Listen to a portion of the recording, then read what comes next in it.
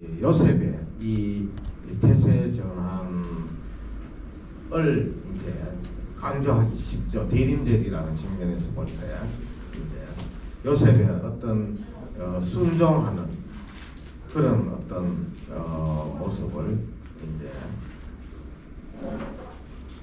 그래서 여기에 요셉의 변화 5단계를 이제 해놨고 이제 처음에는 이랬습니다.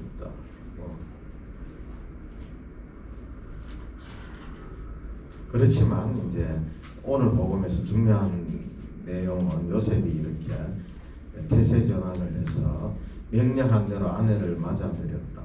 지연 없이 변명 없이 이제 그렇게 하는 오베디안시아 블레나.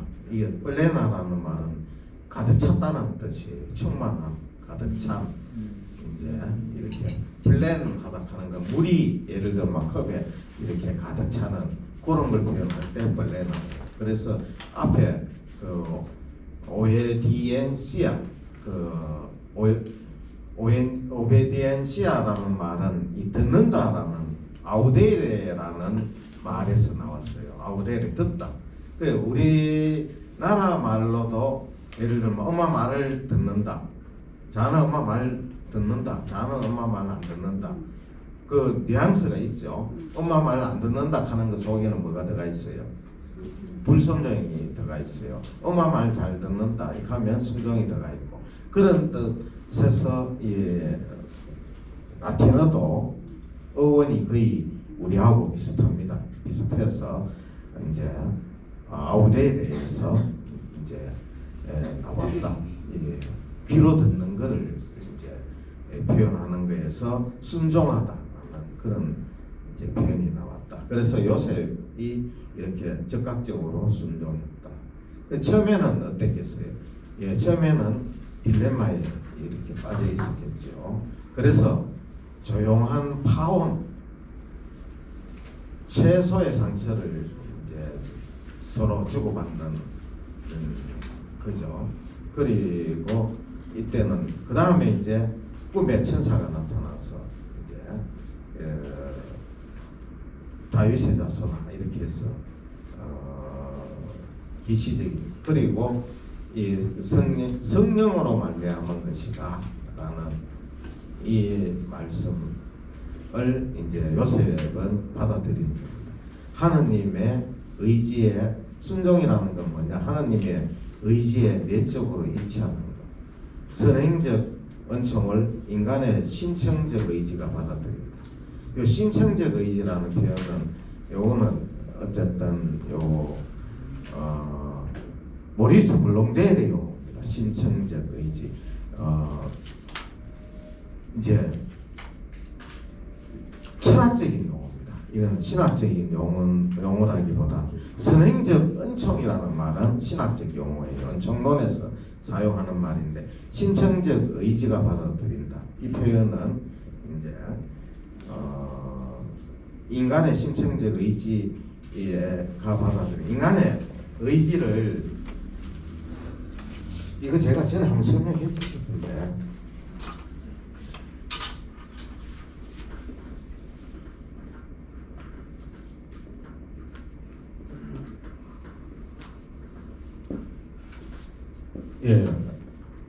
모리스 블롱델이 이제 프랑스의 모더니즘, 근대주의, 그리고 현대 신학의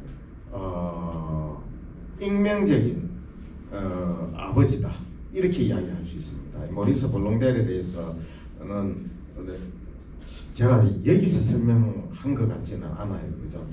저쪽에 창녕에 그 수녀님들 이제 강의 갔을 적에 그것을 이야기했던 거거든요. 그 모리스 블롱델이라는 이 분은 이제 제가 지금 이제 순종이라는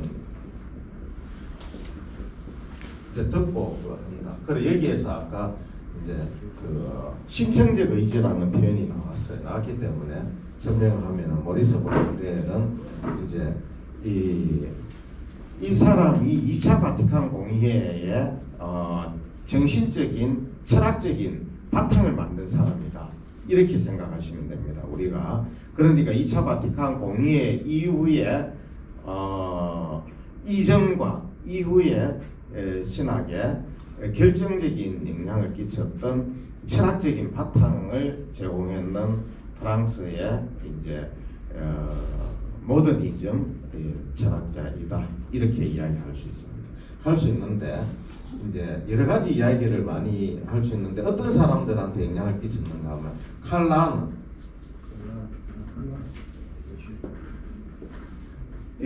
독일에 그리고 이브 몽땅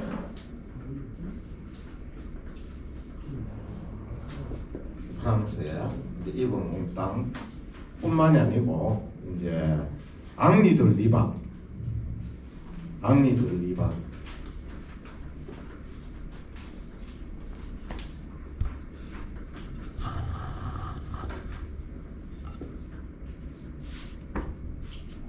이브 몽땅이 아니고 이브 공갈이에요. 죄송합니다. 이브 몽땅 가수하고 제가 헷갈렸는데 이브 공갈이에요. 그래 이상하다. 제가 헷갈렸습니다. 이브 몽땅을 워낙 좋아하기 때문에 이브 몽땅도 좋아하고 이브 공갈도 좋아해요. 그래 공갈 잘 친다고 공갈이 아닙니다. 이브 공갈. 이제 죄송합니다. 큰일 날 뻔했네. 이거 지금 찍고 있는데 앙리들 리박 이브 공갈 블롱델 한스 우르스 폰 파탈사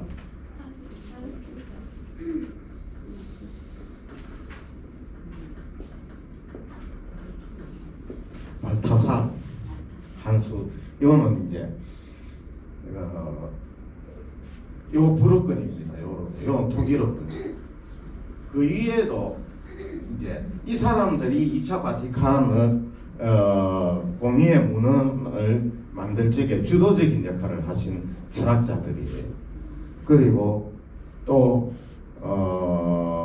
베네딕토 16세 라칭거 추기경님. 라칭거는 제가 독일 말이라서 정확한 스펠링은 모르는데 썼다가는 또 우리나라 말로 씁시다. 그래서 이제 베네딕토 16세 교황님이에요. 이분이 이제 그 교리서 내는데 위원장이 했었어요. 그때 또 이제 그 위원장이 했는데 우리 교리서를 만드는 데에 큰 영향을 끼쳤던 신학자들은 주로 여기 프랑스 계통의 이제 신학자들이 가톨릭 교회 교리서 이렇게 두꺼운 거 있어요. 그 있는데 그 가톨릭 교회 교리서를 만드는 데에 결정적인 영향을 끼친 분들이 이제 이런 분들인데 거기에 위원장은 누군가 아마 그 라칭거 추기경님이었어요. 그 당시에는 교황님이 되시기 전에 위원장으로 베네딕토 16세 교황님이 추기경 시절에 그 가톨릭 교회 교리서 만드는 편찬위원회 위원장이었어요. 그래서 이제 이분이 그 교리서를 만들려고 학자들을 쭉 다 모아보니까 뭐 이탈리아 로마에 뭐 좀 안 있겠나 싶어서 보니까 그 별로 먼저 찾아봤겠죠. 독일어권이니까 독일어를 이제 하는 신학자들을 찾아서 라칭거 추기경님이 독일어권이니까 독일어 신부들을 하고 뭐 신학자들을 쭉 끌어모아 보니까 그것도 별로 쓸만한 사람이 없어요. 아니 추기경님이 볼 때 그렇다는 게 내가 볼 때 그렇다는 말이 아니고 결과적으로는 이거 프랑스 그 신학자들을 모아서 가톨릭 교회 교리서를 써서 그렇게 되니까 가톨릭 교회 교리서가 언어가 제일 처음에 집필된 언어가 뭐로 집필됐겠어요? 예, 불어로 됐어요. 가톨릭 교회 교리서가 프랑스어로 쓰여졌고 그 다음번에 그거를 뭐로 번역했겠습니까? 예, 라틴어로 번역했어요. 그래서 라틴어를 공인 그거다. 그래서 지금 나와 있는 게 이게 이제 우리나라는 초창기에 불어로 나왔을 때도 우리나라 사람들은 빨라요. 불어 거를 가지고 이건가 봐요. 이 하면서 번역했어요. 그런데 나중에 이제 그걸 불어로 했다기보다는 불어로 나왔을 때 영어판은 금방 나오잖아요. 그죠? 그러니까 영어판 갖다 놓고 이제 번역을 막 했는데 나중에 또 보니까 교황청에서 요게 표준문이다. 그럼 뭐겠어요? 라틴어판이 이제 나왔어요. 그럼 제일 먼저 쓰여졌던 게 불어판으로 쓰여졌어요. 프랑스 신학자들은 이 라친거 주기영님이 독일 분인데도 그 불어로 할 수밖에 없었어요. 그 왜냐하면 그나마 그만큼 할 수 있는 그 신학자들이나 그걸 불어로 했다기보다는 불어로 나왔을 때 영어판은 금방 나오잖아요, 그죠? 그러니까 영어판 갖다 놓고 이제 번역을 막 했는데 나중에 또 보니까 교황청에서 그게 표준문이다. 그건 뭐겠어요?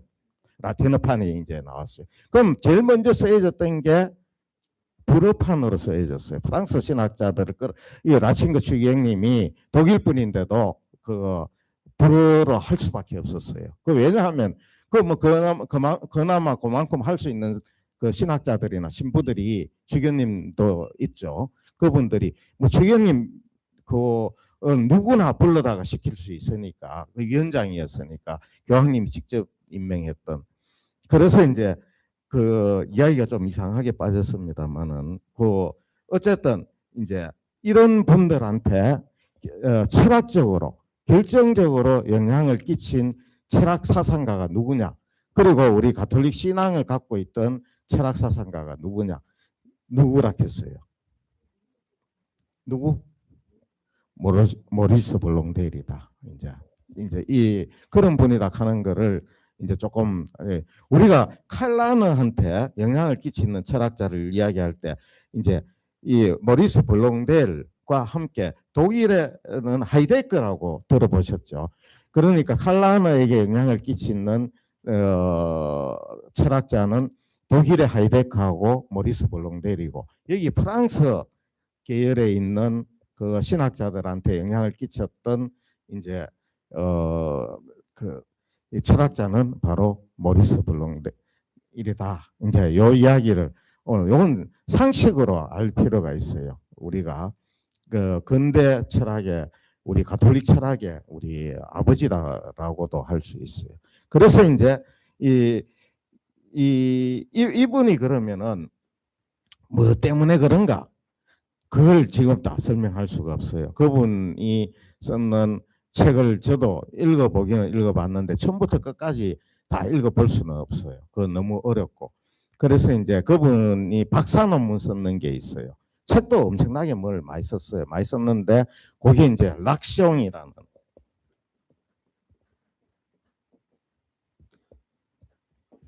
그래서 이제 제가 여기에 영감을 받아서 그 렉시오 디비나를 이야기할 때 첫 번째 뭐라 했어요? 렉시오고 두 번째 메디타시오, 세 번째 오라시오, 네 번째 컨템플라시오.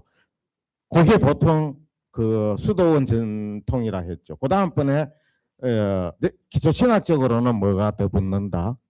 여기에 말하는 이 락숑이에요. 우리가 보통 이제 이 모리스 블롱델의 논문 제목에서 내가 그걸 따가온 거예요. 그러면 그 락숑이라는 말 한마디 속에는 그 모리스 블롱델의 논문 그 박사학위 논문이 지금 그게 나온 지가 한 200년 됐어요. 그러니까 한 200년 된 분이라고 이렇게 볼 수 있는데, 근데 이제 이분이 그 다음번에 2차 바티칸 공의회에 이제 지대한 영향을 끼쳤다. 그런데 이제 이분의 사상 중에 이제 뭐가 있는가 하면 아까 여기 그 심층적 의지라는 표현이 있죠. 라 홀롱테 블랑트라는 저걸 설명하려고 하다 보니까 이제 이런 거를 이렇게 여기 있죠. 요거 이제 인간은 이성이 중요하다. 그래 중요하긴 중요해요. 모리스 블롱델도 인정해요. 그 이성을 중요하게 여겼던 사람은 그 이전에 철학자가 헤겔이 이성의 간지를 이야기하고 절대 이성을 이야기하고 그 이성을 강조했어요. 그 다음번에 보니까 인간 이 세상은 이성적으로 돌아가는 것만은 아니다. 뭐에 의해서 돌아가는가 보니까 쇼펜하우어는 뭐를 강조해요? 의지를 강조해요. 의지와 표상으로서의 세계 이렇게 해서 의지를 강조하고 니체도 의지를 강조하고 의지를 강조하는 그런 어떤 그 의지를 강조하는 것 속에는 이 그 우리 동양의 불교 사상이 좀 갔어요. 그 욕망이라는 그 인간의 그래서 불교적으로 볼 때는 욕망이 별로 안 좋은 거예요. 없애야 되는 거예요. 그죠? 그런데 이제 그 이 없애야 될 정도는 아니다 해도 쇼펜하우어는 그거를 이제 그 가지고 가서 자기 나름대로 욕망이라는 표현을 요 볼롱대라는 표현 아까 요걸로 싹 바꿨어요. 욕망이라는 표현을 요거를 우리는 보통 의지라고 번역합니다. 그죠? 의지라고. 그래서 이제 이 욕망을 의지라고 바꾸고 이제 불교에서는 자아를 막 끊임없이 그거 없애야 되고 뭐 부처가 나타나도 어떻게 해야 돼요? 죽여야 된다 그러죠. 그 다 없애야 돼요. 불교에서는 그런 건데 쇼펜하우어는 나쁜 거다 하는 거는 받아들이지만 없앨 수 있는 거는 아니다. 인간의 없애려고 하는 것 자체도 하나의 욕망이고 의지다라는 거예요. 이런 논리를 모리스 블롱델이 갖고 왔어요. 갖고 와가지고 인간에게 의지는 그렇게 가져오면서 모리스 블롱델은 의지를 긍정적으로 보는 거예요. 물론 부정적인 측면도 있고 긍정적인 측면이 있는데 그전에는 주로 부정적인 측면으로 보고 그 다음에 이제 니체 같은 경우는 권력 의지를 이야기하죠. 또 인간은 권력 의지를 다 가지고 있기 때문에 이제 요즘은 뭐 선택, 편집 의지, 뭐 추천 의지 이런 게 이제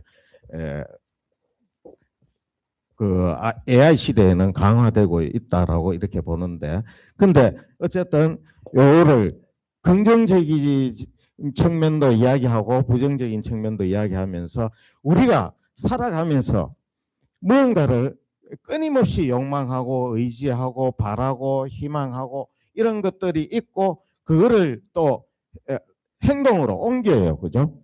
그거를 행동으로 옮기는데 액션으로 옮기는데 그런 우리 표상적이고 표피적이고 일상적이고 그걸 이제 그 범주적이다 이렇게 이야기를 카테고리칼한 이제 표청적인 의지이다. 우리 일상적으로 누구나 원하는 거. 지금도 예를 들면 물 갖다 놨는데 물 마시고 싶으면 그 물 마시면 됩니까 안 됩니까? 채워져요, 그죠? 채워지고 이제 쇼펜하우어는 채워져도 또 좀 있으면 목마르다. 그러니까 이거는 인간은 불행할 수밖에 없다라는 게 이제 쇼펜하우어라면은 이제 그렇게 하는 그러면 그것은 단순히 인간의 의지는 표피적인 것만 있는 게 아니고 그 안에 더 큰 근원적인 의지가 있다는 거예요. 우리 그거를 전제해야지 작은 의지들을 이야기할 수 있다. 그래서 이제 요 작은 의지들은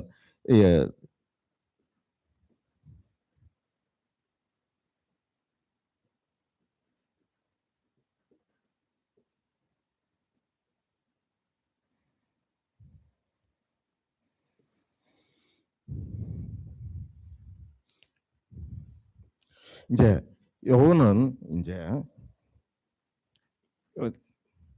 저거는 심청적 의지고 요거는 표청적 의지다. 이렇게 이제 하지만 꼭 여기에 맞는 번역은 아니에요. 그죠?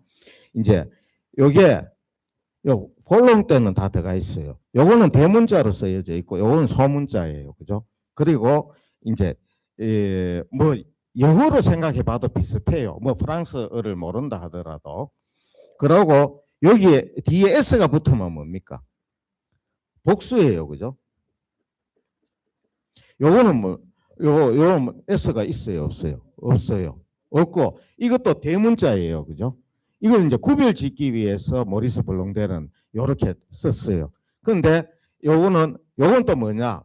요 레 정관사에 복수일 경우에는 이렇게 또 써요. 불어에서는 이제 요건 복수를 의미하는 거예요. 그러니까 우리가 일상적으로 의지하는 욕망과 갈망과 이러는 어떤 의지들을 카테고리칼한 우리가 범주를 정할 수 있는, 그리고 표피적인 그 피상적인 우리가 그런 어떤 이 의지가 이제 있어요. 그죠? 이거를 볼 적에는 모리스 블롱델은 그렇게 해요. 그보다 더 이게 끊임없이 이게 솟아나잖아요. 우리의 이 욕망과 의지가. 그 근거를 이제 추적해 보면은 그렇게 하게 하는 무언가 더 심성적인 대문자의 의지가 있다. 그 의지에 의해서 이제 이런 것들이 생겨나고, 이것들의 조건이 되는 이것들이 가능한 조건이 되는 심층적인 의지, 이 의지가 있는데, 이 의지하고 이 우리 작은 의지들, 이걸 이제 뭐 큰 의지라고 하든지, 이거를 이제 그대로 번역하면 뭐냐? 블랑크라는 말은 원하게 하는 그런 큰 의지. 요거에 의해서 인간에 의해서 요거는 수동태예요. 요거는 능동태고, 요거는 수동태. 요거에 의해서 원해진 의지이다. 이렇게 해서 이제 요거가 있기 위해서는 이게 있고, 그리고 이거에 의해서 이제 끊임없이 이런 것들이 생겨나는데, 이 표층적 의지들이 큰 의지, 이 의지에 부합하는 경우에 인간은 행복을 느끼고 인생의 의미가 온다는 거예요. 근데 우리가 이것들을 원하는 것들이 이 근원적이고 근본적인 이 의지에 부합하지 않는 경우에는 인간은 불행해지고 뭔가 삶의 의미를 못 가지게 되고, 우리가 살다가 보면 뭔가를 했는데 막 뭐 우리의 헛된 것을 원하는 경우도 많아요. 그런 것들은 다 여기에 부합하지 않는 것들을 원하기 때문에 그렇다는 거예요. 그래서 우리 안에 더 큰 의지가 있고, 우리가 일반적으로 원하는 이 의지는 여기에 부합될 때 비로소 그 목적에 이루게 된다.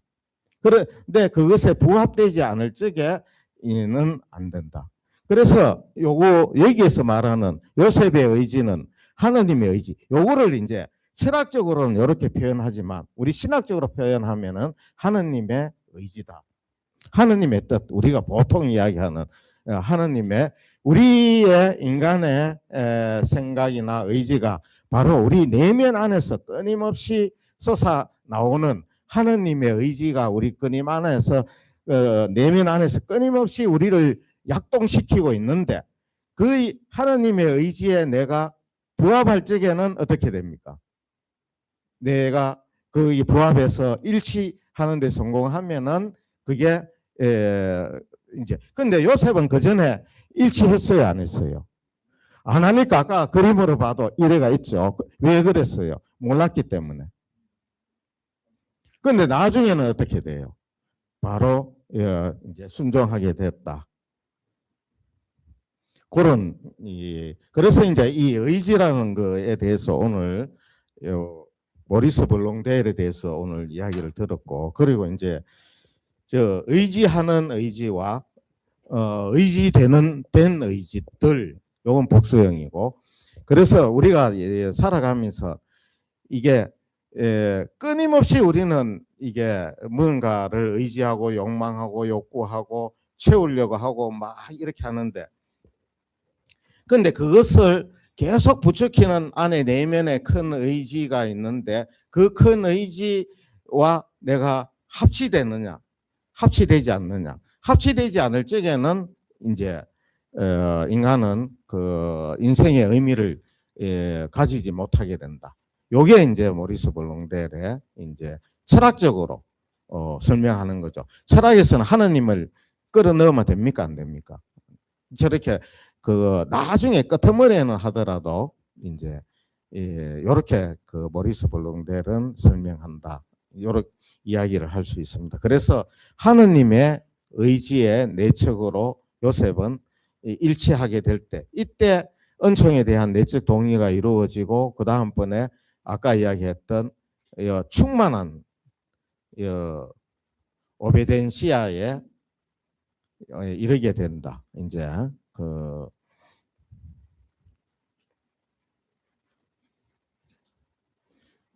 이때는 어때요?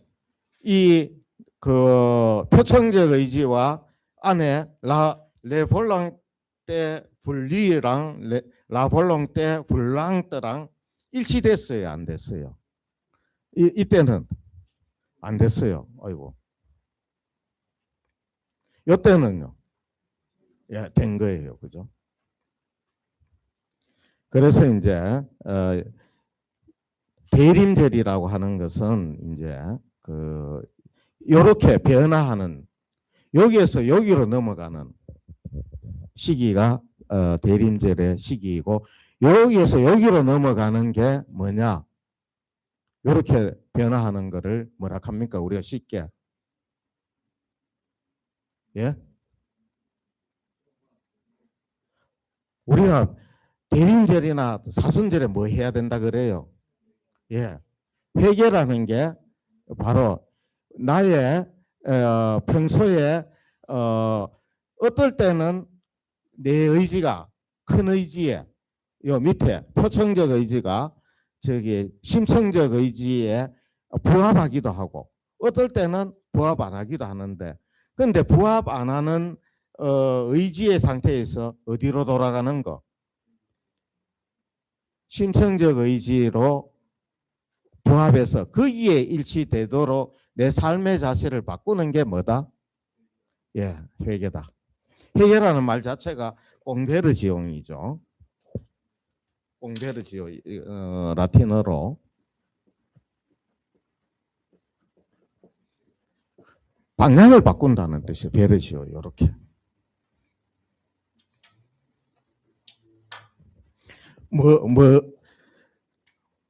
뭐에서 뭐로 방향을 바꾼다?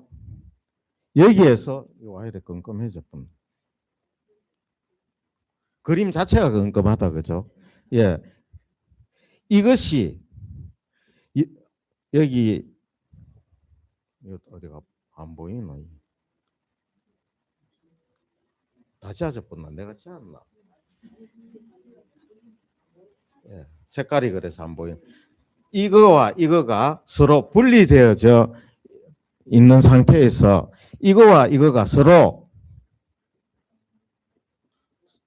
쌍방향으로 부합하는 상태로의 내 자신의 삶이 악숑은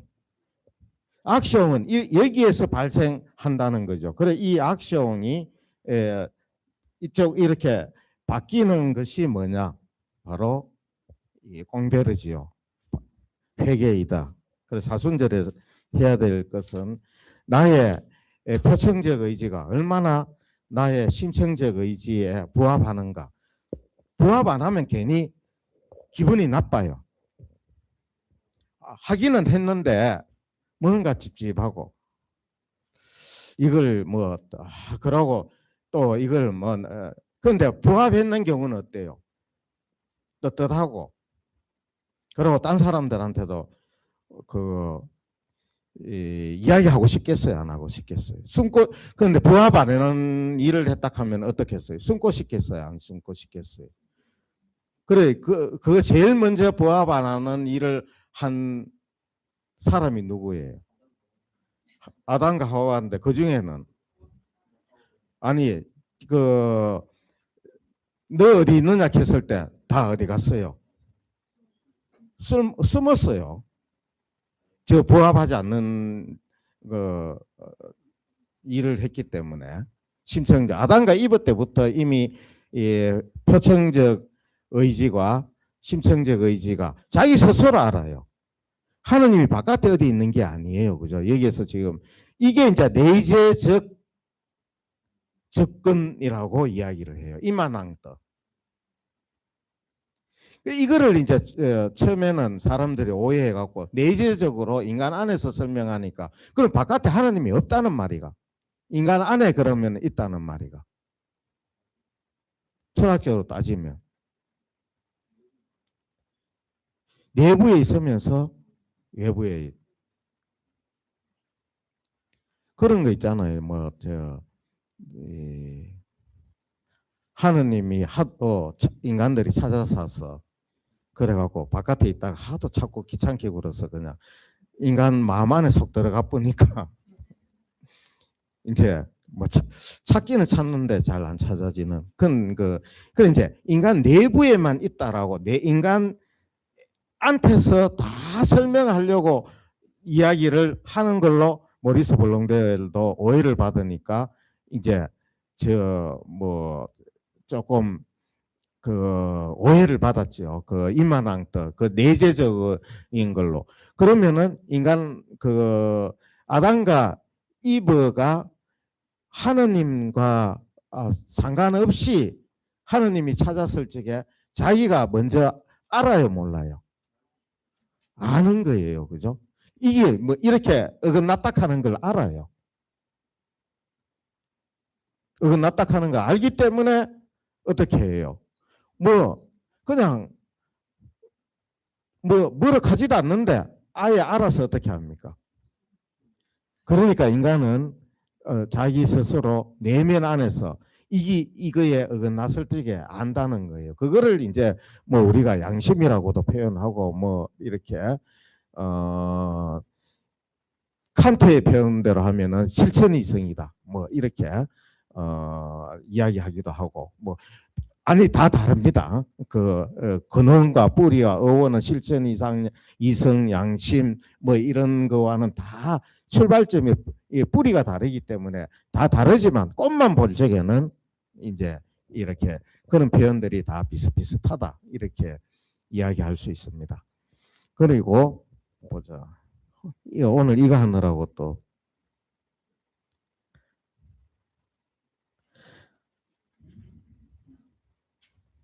쭉 이제 그런 요셉의 이야기. 여도 보면 그 전에 요셉은 어때? 꼭 산적 같아요. 얼마나 그거 아담과 이브는 어쨌어요? 숨었어요, 그죠? 숨었는데 요한은 의로운 사람이고 뭐 하기로 했어요? 파혼하기로.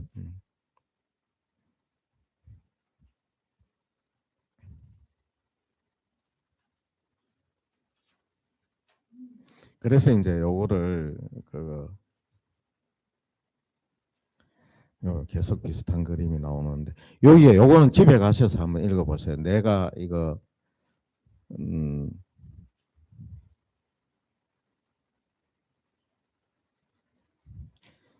하느님은 설명하지 않으신다. 단지 이루신다.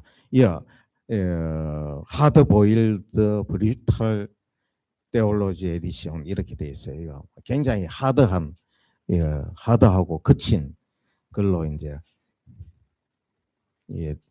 누아르 그 기법으로 이렇게 쓴 거예요. 이건 읽어보면은 약간 섬찟한 내용도 있을 수 있어요. 약간 강생은 신비가 아니라 침입이다. 참. 처음에 요셉한테 볼 적에는 예수님이 이 세상에 오게 되는 것부터 그냥 편안하게 이 세상에 온 게 아니죠. 평화롭게 온 게 아니고 요셉의 속을 디비고 왔죠.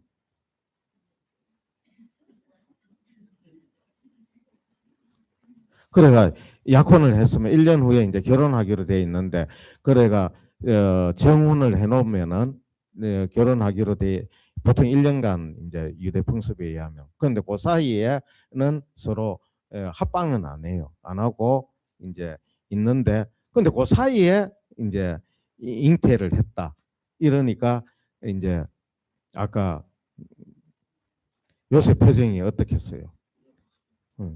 그런데 이제 나중에 저러고 난 다음에는 보호자가 된다. 그래가 요셉과 같이 그리고 오늘 이제 이것도 이제 설명하려고 하면은 이제 어쨌든 마태복음하고 마태복음에는 예수님이 잉태하는 이야기가 여기 그 요셉의 꿈에 이렇게 나타나서 그래요. 루카복음에는 어디에 나타나겠어요? 마리아에게 나타나는 거예요. 여기에서는 그냥 천사라 하는데 루카복음에서는 가브리엘 천사라고 이렇게 천사 이름도 딱 명시적으로 나오고. 근데 이제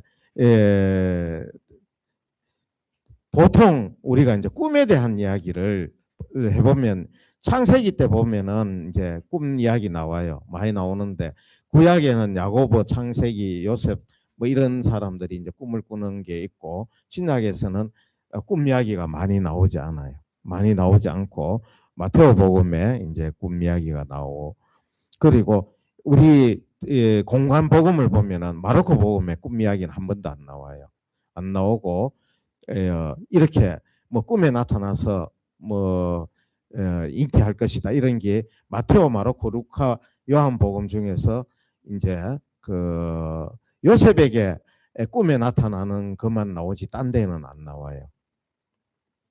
루카복음에서는 꿈이라는 단어가 안 나타나고 그 계시적인 환시 그러니까 가브리엘 천사가 나타나 발견하는 거예요. 그 꿈에 나타나고 마테오복음에서는 꿈에 나타나는데 루카복음에서는 가브리엘 천사가 발견해서 이렇게 이야기하는 그런 천사가 있고 루카복음에서는 이제 주로 발견 저가리아에게 나타나고 뭐 여기는 구체적으로 그 대신에 이름이 나와요. 가브리엘 천사가 마리아에게 나타나고 그리고 목자들에게도 나타나고 요한복음에는 이런 이야기들이 하나도 없어요. 이런 뭐 예수님 탄생과 관련해서 이런 뭐 꿈 이야기든지 간에 발견 이야기든지 간에 하나도 없고 이 없는 이유는 여기 제가 써놨으니까 나중에 보시면 되겠고 그래서 이 복음 네 복음서를 볼 적에 마테오 복음의 꿈 이야기 마테오 복음에만 4차례 나와요. 그 요셉에게 네 번 나타나고 그리고 박사한테 한 번 나타나고 5차례. 그리고 마르코 복음, 루카 복음, 요한 복음에는 꿈 이야기가 아예 없어요. 그 왜 그런가? 이제 여기 내가 설명을 해놨고 이제 그래서 이제 이렇게 여기에 이제 요셉 마테오 복음에 꿈 이야기 4번 나오는 게 첫 번째 꿈은 수태고지 이제 고 알리는 거. 그 두 번째 요게 이제 오늘 복음이죠. 그리고 헤로데가 그거 하니까 이제 피하락하는 거. 세 번째 꿈에서는 귀환하라는 거. 네 번째는 이제 그거를 피하라는 거. 그래서 꿈 이야기가 요셉 이야기 나올 때만 나오고 신약 성경에는 더 이상 등장하지 않아요. 그죠? 그래서 이 마테오 복음에서는 이제 그렇게 등장하는데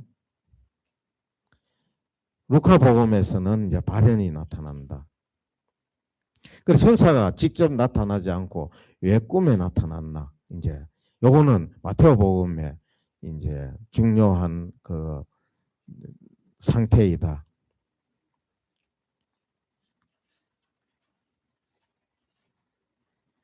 그래서 이제 요셉의 캐릭터를 잘 표현하기 위해서 그렇다.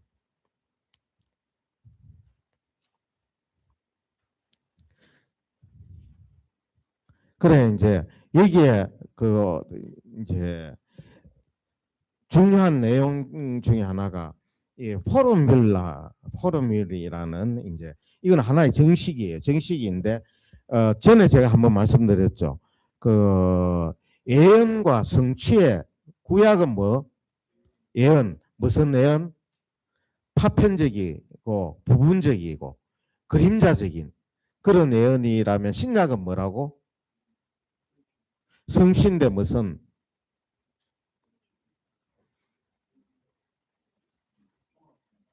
종합하다. 예, 맞아요. 종합하다는데 그거를 전문 용어로는 예, 수렴적인 성취와 예언과 프로페시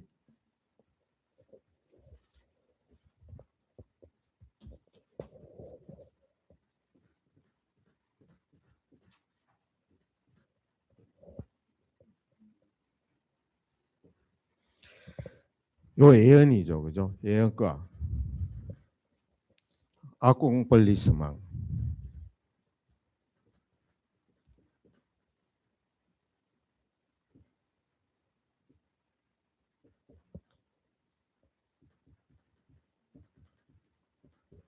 예언은 구약에 막 흩어져가 있어요. 이사야서에도 있고 뭐 창세기에도 있을 수 있고 막 다 이렇게 흩어져 있어요. 그거를 이제 프레그망 때로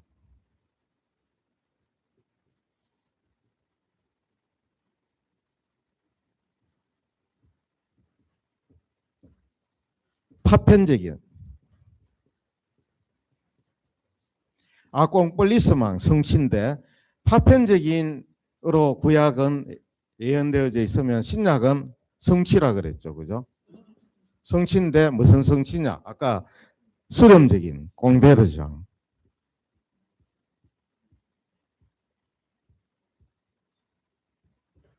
공베르장하고 뭐하고 좀 비슷합니까?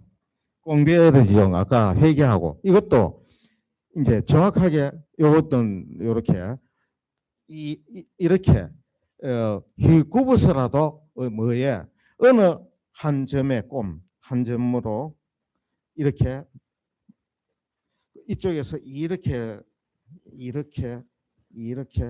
한 점으로 그 이 한 점이 뭐라 했어요? 이제 신약에서는 한 점으로 하는데 여기가 바로 예수 그리스도.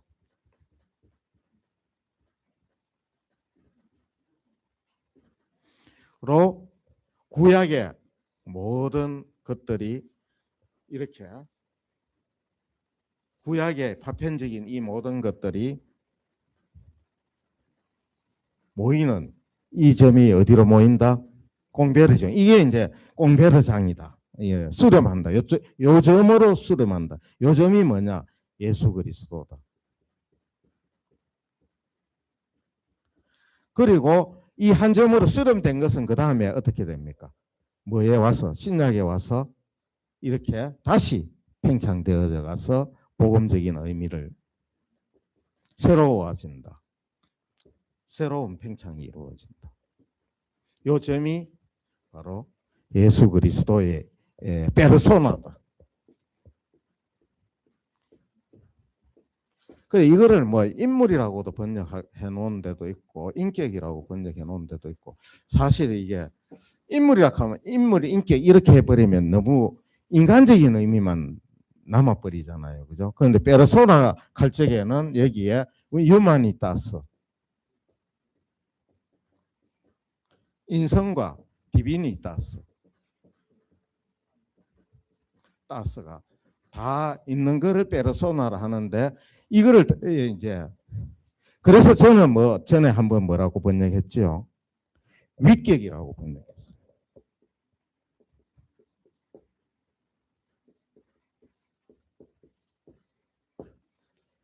그러니까 그때 누가 질문해 왜 위격을 하냐고.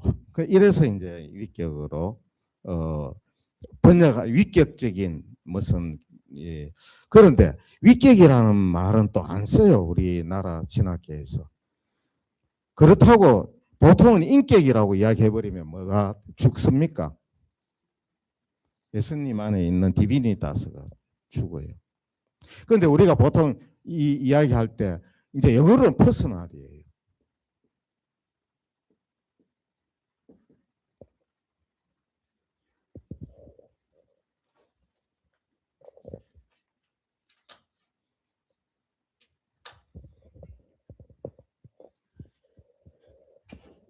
그래서 이제 이런 형식 하나의 구약과 신약을 이해하는 하나의 형식을 포르뮬라라고 이야기하는데 포르뮬라 뭐 닭공벌리스망 아니 성취 포르뮬라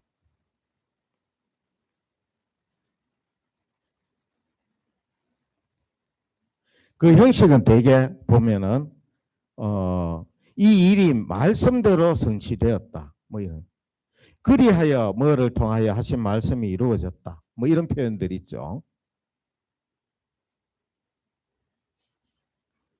이, 이 메시지는 뭐냐 하면 이 일은 우연이 아니다. 그냥 생긴 일이 아니다. 그 잉태에 그 성모님이 잉태하게 된 거는 그냥 된 게 아니고 뭐에 의해서 구약에 예언된 것이 예수님한테서 성취되었다. 약속과 성취의 구조 안에 있다. 그래서 꿈은 성취를 발동시키는 하나님 경륜의 점화 스위치다.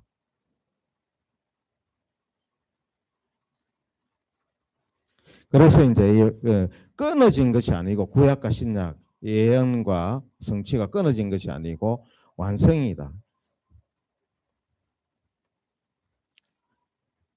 그리고 구약과 연결해서 읽어야 된다 하는 게 이제 포르뮬라 개념이다.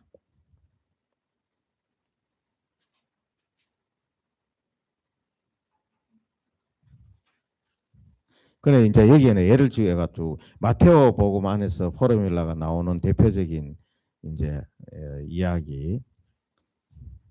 여기 보면은 이 잉태는 성령으로 잉태한 것이다. 이제 마테오 복음에 나오는데 이거는 구약이 뭐라고 예언되어 있습니까? 동정녀가 잉태하여 아들을 낳으리니 그 이름은 임마누엘이라고 하리라. 이미 구약의 이사야 예언자가 이렇게 예언한 것이 신약에서 이렇게 성취되었다.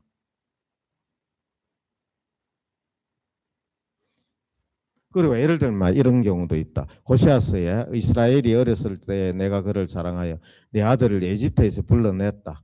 그런데 마테오 복음은 이것을 에집트로 피난 가는 것을 이게 성취된 거다. 이렇게 이야기를 하고.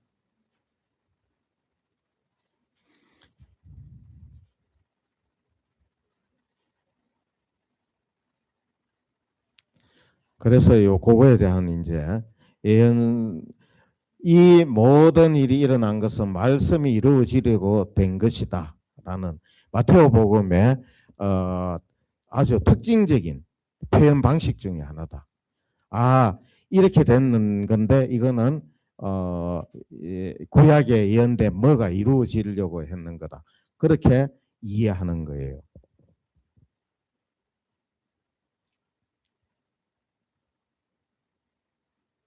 여기 이제 이 수렴적 성취 아까 저 아공폴리스망 공베르장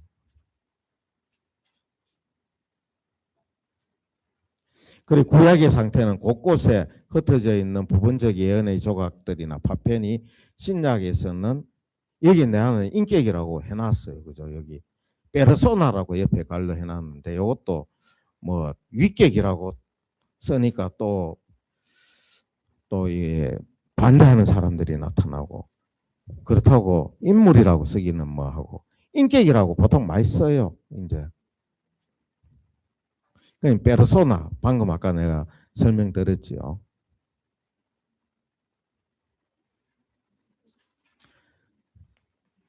구약과 신약은 이렇게 그래서 구약과 신약을 어떻게 봐야 되는가 기초신학적으로는 이렇게 본다.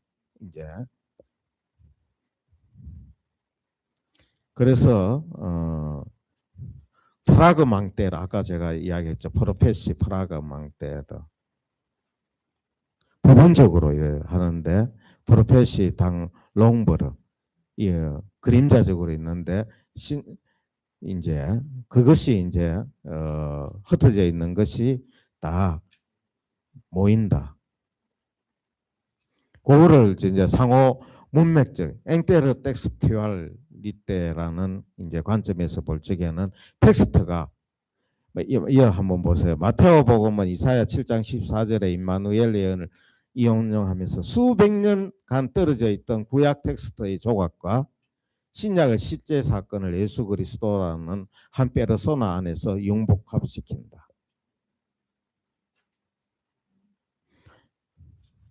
여기 이제 내가 딱 하고 싶은 이야기예요. 수백 년간 떨어져 있는 구약의 텍스트. 그러니까 그게 이제 앵테르 텍스투알리테 그러니까 퓨지온 텍스투알리테죠. 그러니 상호 본문적인 융복합. 이건 누가 했어요? 이건 누가 했어요? 마테오 복음사가가 한 거예요. 마테오가 한 거예요. 그죠? 그 이제 우리가 성경을 렉시오할 때 이렇게 읽어야 된다는 거예요. 지금 큰 그림과 작은 그림을 놓치면 안 되고 상호 문맥적인 융합은 하나님의 구원 경륜을 드러내기 위해서 그렇다. 그래서 요번에 마태복음 이것도 상호 단지 우연의 일치가 아니라는 거예요. 예수 그리스도라는 단일한 지점, 단일한 위격에 수렴된다.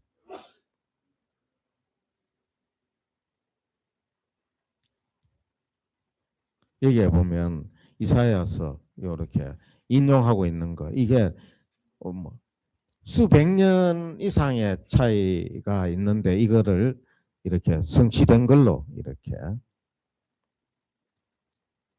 파편적 예언을 이제 수렴한 그림자적인 예언. 그런데 이제 마테오 그 병행 구절은 어디에도 없어요. 요셉의 꿈에 나타나서 이야기하는 내용은 없어요.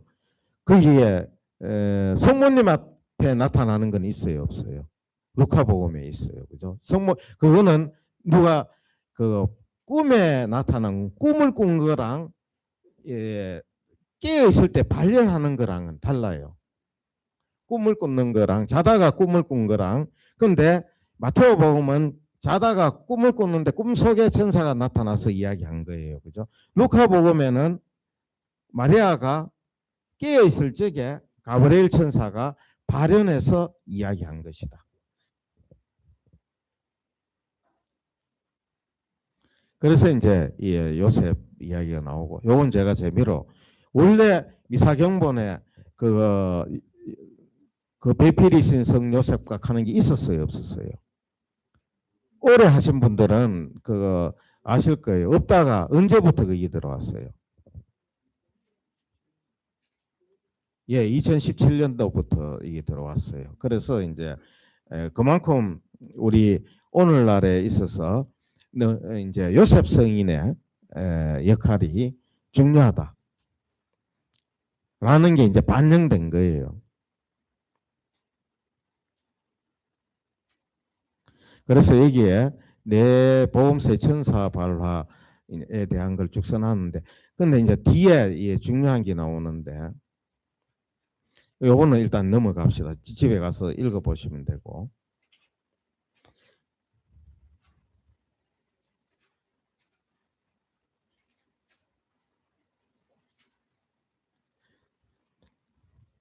이제 이 대목에서 오늘 루카 복음에 나오는 이제 가브리엘의 발화, 그리고 마테오 복음에 나타나는 이제 요셉에게 한 천사의 발화와 마리아에게 한 이 발화를 놓고 이제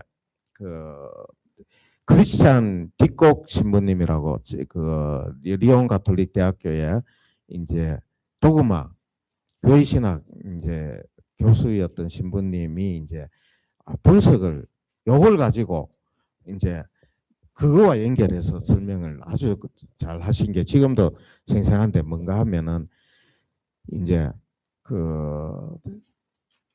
여기에 나오는 동사들을 이제 분석을 해요. 그래갖고 동사들을 쭉 분석해서 이제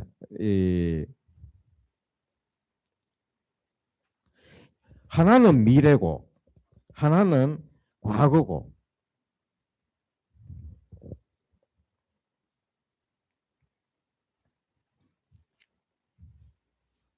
지금 요거는 읽어보세요. 이런 거는 읽어보면 다 알 수 있는 이야기예요. 마리아의 영속적 동정성 이제 이건 그 성경의 요 대목 루카복음하고 마테오복음을 잘 읽어보면 그 안에서 이제 성모님이 출산 잉태 전에도 동정이었고 출산 중에도 동정이었고 출산 후에도 동정이라는 것을 성경에서 개신교에서 하도 뭐 그거를 성경을 뭐 이야기하면서 하니까 크리스찬 뒷곡 신부님이 성경을 바탕으로 해갖고 그걸 설명을 해냈어요.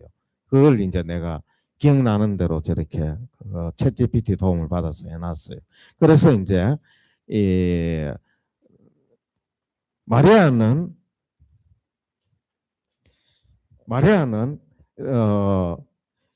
예수님의 어머니 맞아요, 틀려요? 맞죠? 그러면 이제 우회되는가 하면 예수님의 이제 성모님은 예수님의 어머니다. 그러면 예수님은 하느님의 어머니다. 아니 참 성모님은 하느님의 어머니입니다. 맞아요, 틀려요? 맞죠? 왜 맞아요?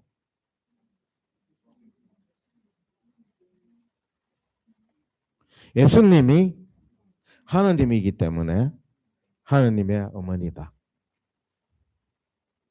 요 개신교에서는 굉장히 중요하게 생각해요. 내가 전에 영남신학대학이라고 저쪽에 질량인가 그게 이제 개신교 신학대학이 있어요. 그 굉장히 좀 내가 볼 적엔 진보적인 신학대학인데 그래가 그래 진보적이니까 저보고 와서 뭐고 강의를 하라고 뭐 이렇게 신부 보고 그 개신교에서 보통 와서 무슨 특강 하라고 이런 거 잘 안 하거든요. 안 하고.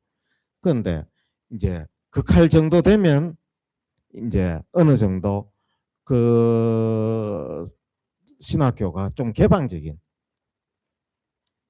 그래 신부가 또 뭐 이상한 소리 하면 그 신학생들 또 이상하게 또 들을까 싶어갖고 보통은 잘 안 불러요. 안 부르는데 그때 가니까 막 그 굉장히 커요. 그 신학대 학생 수가 굉장히 뭐 우리 신학교하고는 비교가 안 될 정도로 그거는 일반 평신도들도 다 그래 와서 수업을 듣는데 교수님들도 앞에 쫙 있는 한 교수님들 한 30명 있는 것 같고 저 뒤에 뭐 강당도 커요. 거의 그렇게 큰데 거기에서 또 이게 테오토코스라는 말, 테오토코스, 하느님의 어머니라는 그런 뜻이에요. 하느님을 낳. 그런데 성모님을 어떻게 하느님의 어머님이라고 할 수 있느냐? 그랬을 때 방금 제가 아까 그때 대답했던 게 방금 내가 아까 물었는 거하고 비슷하게 대답을 했어요. 그의 성모님은 예수님의 어머니는 다 인정해요. 그죠? 그러면 예수님은 그냥 그리스도의 어머니이다. 이거는 맞아요, 틀려요?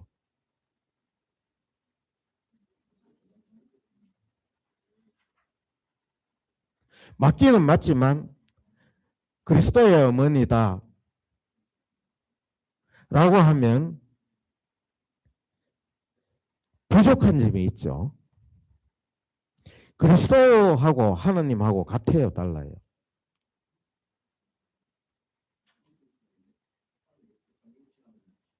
삼위일체이신 하느님이죠. 그래서 이 그리스도의 하느님이다 이하면은 예수님의 신성을 인정하지만 인성은 또 인정 안 하는 이단이 있었습니까? 없었습니까? 있었어요.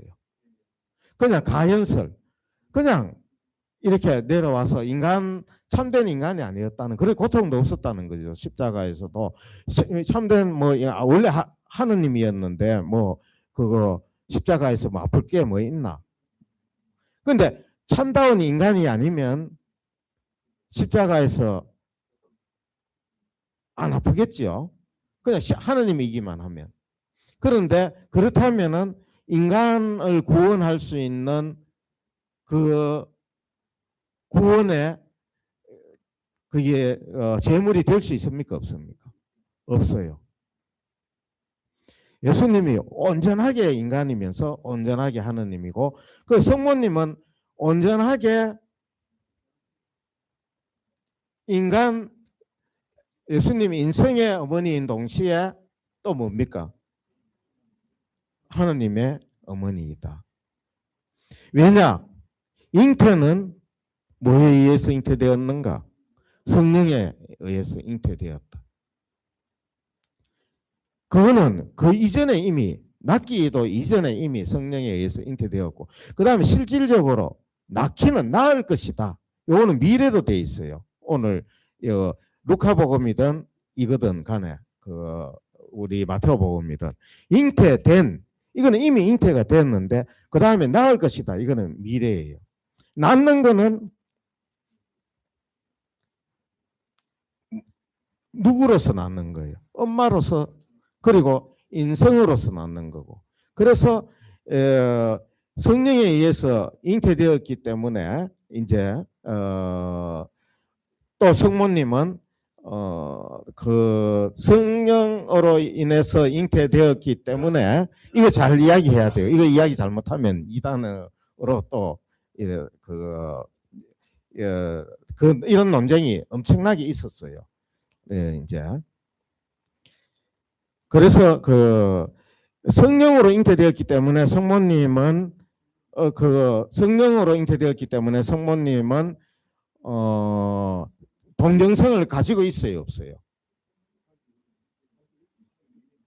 그러니까 우리가 성모님을 그 동정녀 성모라고 이야기하잖아요. 그러니까 동정녀인 까닭은 뭐에 의해서? 성령으로 인해서 이미 수동태로 다 나오고 과거로 나와요. 우리 성경에 보면 헬라어 그거를 보면, 제가 여기 길게 써놨는데 지금 그 써놨는 걸 간단하게 지금 설명하는 거예요. 그죠? 그런데 이걸 읽어보세요. 그러면 이제 집에 가서 그 뜻을 아실 텐데, 그런데 낳는 거는 뭐로서 나아요? 인간으로서 나아요. 성모님도. 그래서 인간으로서 예수님을 낳았다는 그는 자연적인 일이죠. 아까 성령에 의한 잉태는 초자연적인 일이고, 그 성모님이 예수님을 낳은 것은 무슨 일이에요? 자연적인 일이에요. 인간적인 일이에요.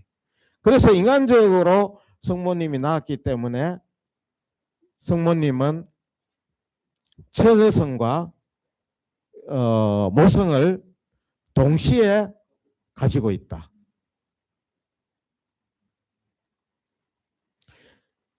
그렇게 이제 우리가 성모님의 처녀성과 동정성과 모성을 동시에 가지게 되는 것을 설명할 수 있다. 오늘 우리가 이 복음만 놓고 보더라도, 우리가 뭐 이렇게 개신교에서도 워낙 뭐 성경에 없는 걸 왜 자꾸 다 있어요. 그 성모님은 성모님의 동정성에 대해서 개신교에서는 별로 인정 안 하고 싶어 하죠. 그런데 성모님의 동정성은 성령으로 말미암아 보장이 되고, 그리고 그 플러스 그 낳게 된 것은 바로 낳을 것이다. 그 오늘 되어 있죠. 미래에 나중에 낳게 되죠. 잉태와 낳음 사이에는 간격이 있죠. 그 나중에 낳기는 어떤 상태로 자연적인 엄마가 되는 것이죠. 그래서 자연적으로는 모성 어머니이시고, 또 성령 초자연적으로는 동정녀이시다. 이게 예수님 아니 성모님한테 있는 이제 그 내용이다. 그래 오늘 여기 복음에서 그걸 할 수 있고, 그리고 나중에 뭐 시간이 다 됐는데 나중에 이제 한번 읽어보세요. 여기에 테오토코스, 하느님을 낳으신 분, 천주의 모친이라고 우리가 보통 이야기하는데, 하느님을 낳으신 분, 하느님을 낳았다라고 이야기를 할 수 있다.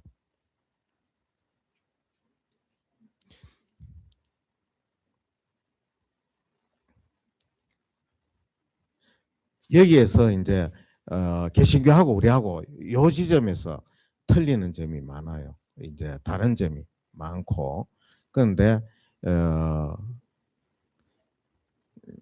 성모님은 그래서 하느님의 어머니이시다라고 우리는 고백하는 데에는 예수 그리스도의 신성을 고백하는 그와 하나가 되어져 있다. 그래서 이제 이런 거에 에페소 공의회에서 이제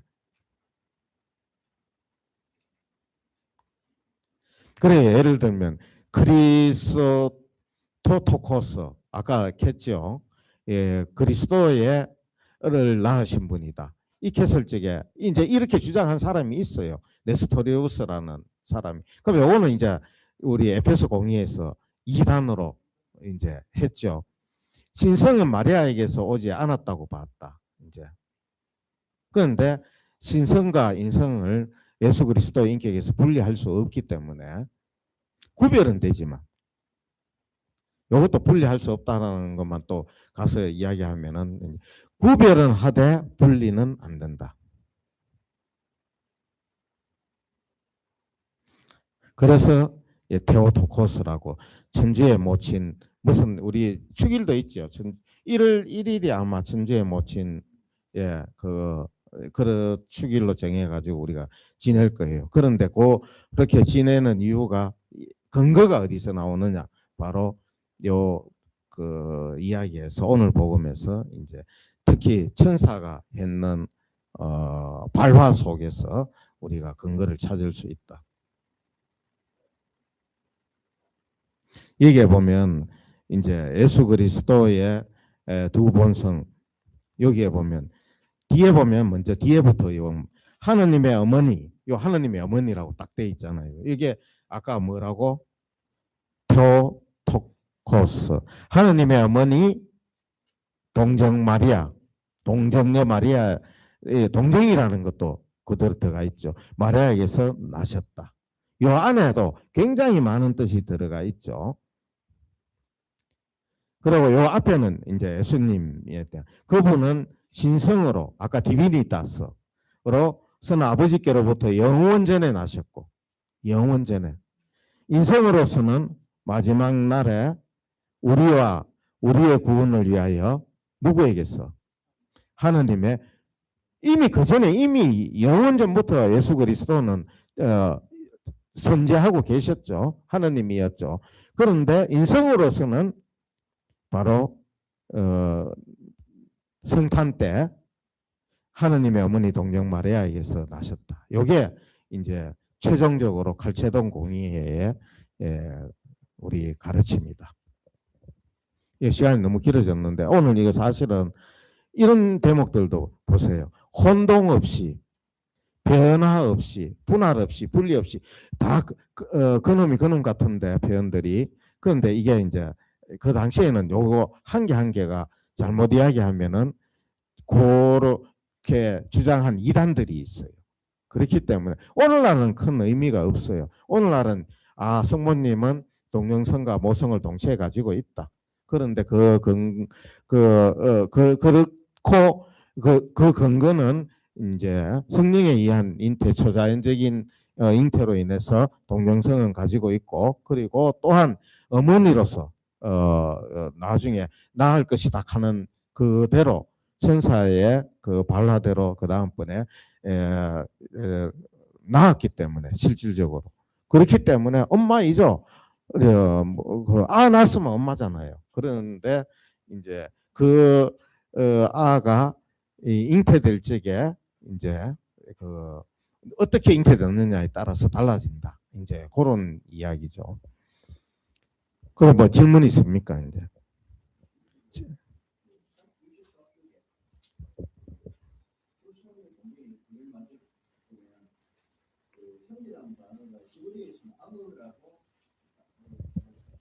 어디요? 예.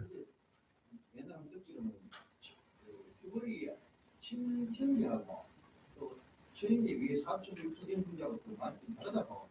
예, 그게 이제 보통 우리 가톨릭 개신교에서는 형제들이 있었다고 이야기를 하잖아요. 우리 가톨릭 그런 질문 가면은 개신교에서도 내가 그때 신학대학교 갔을 때 강의는 일부러 짧게 했어요. 짧게 하고 뒤에 질문을 많이 받았는데 근데 그런 질문도 그런데 보통 우리 개신교에서 그렇게 이야기하는 거는 개신교의 입장에서 그래 뭐 그 이제 그렇게 이야기할 수도 있다. 그렇지만 우리 가톨릭의 입장에서는 그 이제 형제라는 표현, 자매라는 표현 이런 거는 사촌일 경우가 많고 그리고 저기 저 요셉이 역사적으로 볼 때 알 수는 없지만 기록에는 뭐 없지만 아마 이거는 아마도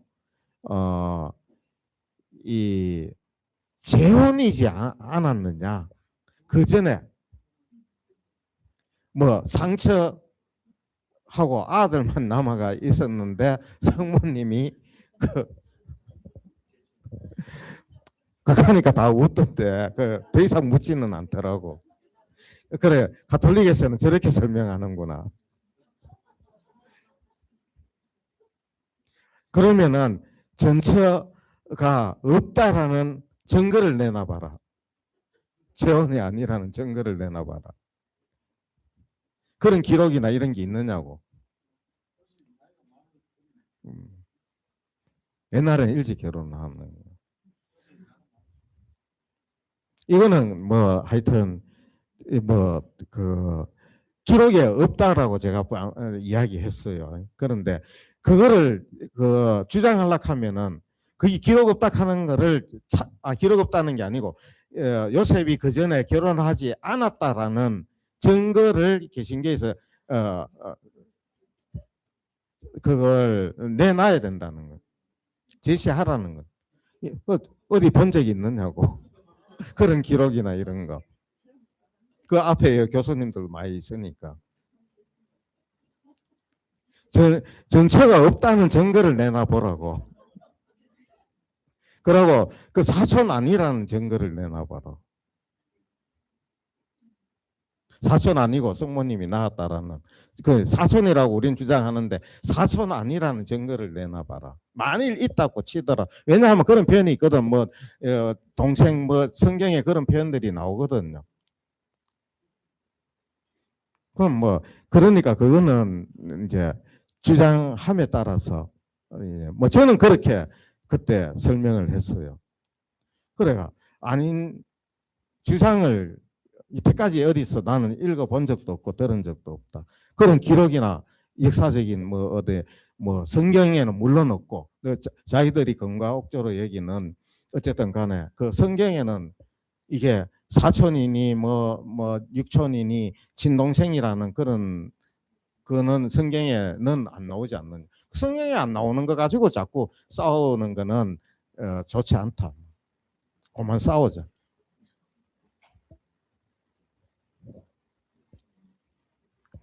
뭐 또 질문 있어요. 그래가 그런 질문 꼭 나와요. 그게 성모님에 관한 질문들이 많이 나와요. 그 마리아 교락하는데 뭐 하고 그런 건 아주 기초적인 거고. 마치겠습니다. 영광이 성부와 성자와 성령께 성부와 성자와 성령의 이름으로 아멘.